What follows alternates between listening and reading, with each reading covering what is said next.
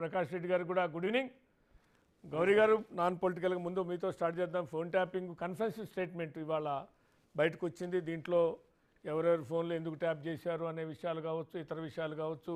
నలుగురు ఎవరైతే కస్టడీలో రిమాండ్లో ఉన్నారో తిరుపతిరావు కానీ, అదేవిధంగా ప్రణీత్ రావు, అదే రాధాకిషన్ రావు, భుజంగరావు, ఈ నలుగురుకు సంబంధించినటువంటి కన్ఫెషన్ స్టేట్మెంట్లో అనేక విషయాలు వెలుగు చూడటం అనేది కొంత సొంత పార్టీ సరే విపక్షాలు నేతలు అనేది కానీ సొంత పార్టీ నేతలు కూడా వాళ్ళ మధ్య ఉన్నటువంటి డిస్ప్యూట్స్ నేపథ్యంలో చేయాల్సి వచ్చింది అన్నట్టుగా ఆ యొక్క స్టేట్మెంట్ ఉంది. దాన్ని ఎట్లా చూడాలి అనేటువంటి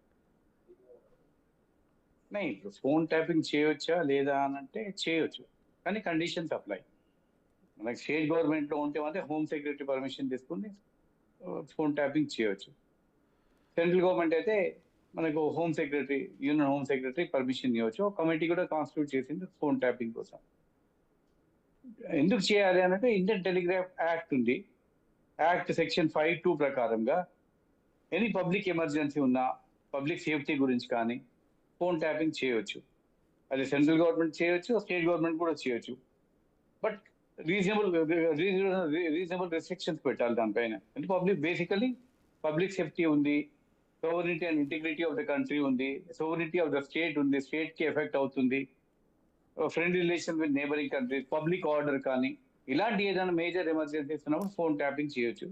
పర్మిషన్ లీగల్లీ ఇవ్వచ్చు. అది కాకుండా కూడా ఎన్నో ఏజెన్సీకి ఇచ్చారు గవర్నమెంట్ ఆఫ్ ఇండియా కూడా.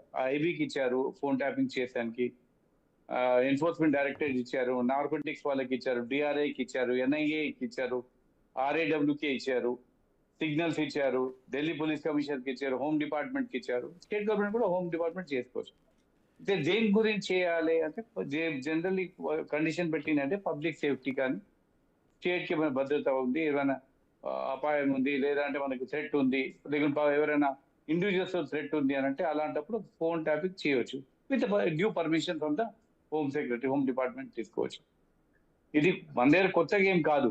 ఎందుకంటే ఇప్పుడు ఫోన్ డిపార్ట్మెంట్ ఏళ్ల నుంచి నడుస్తా ఉంది కింద. Whether it is legally correct or not అని అంటే phone tapping on rival political leaders మీద అని అంటే పబ్లిక్ సేఫ్టీ గురించి చేసా అని ఆర్గ్యుమెంట్ పెట్టింది ఇంతకు ముందు కూడా. అలాంటప్పుడు ఇల్లీగల్ గా ఫోన్ ట్యాపింగ్ చేస్తే 3 ఏళ్ల శిక్ష కూడా ఉంది. By chance it is being proved illegal గా చేశారు వీళ్ళు అన్నట్టు. సెక్షన్ 26(b) ప్రకారం, టెలిగ్రాఫ్ యాక్ట్ ప్రకారం 3 years పనిష్మెంట్ కూడా ఉంది. కాబట్టి దేర్ ఆర్ రీజనబుల్ రిస్ట్రిక్షన్స్ ఉన్నాయి. ఇప్పుడు మన స్టేట్ గవర్నమెంట్ ఇంతకు ముందు బీఆర్ఎస్ గవర్నమెంట్ ఏం ఆర్గ్యుమెంట్ తీసుకుంటుంది, రేపు పొద్దున కోర్టులో ఎందుకు ఫోన్ ట్యాప్ చేశారు, వాళ్ళ పబ్లిక్ సేఫ్టీ గురించా, పబ్లిక్ ఇంట్రెస్ట్ గురించా, లేదంటే వాళ్ళు ఎవరి మీద ఫోన్ ట్యాప్ చేశారు, వాళ్ళు ఏమైనా థ్రెట్ ఉండేనా స్టేట్ కి అని మాత్రం నౌ ఐ థింక్ కోర్టులో రేపు పొద్దున కోర్టులో తెలుస్తుంది.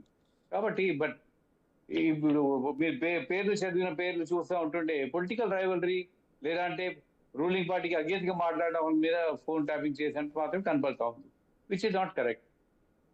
రైట్. నరసింహ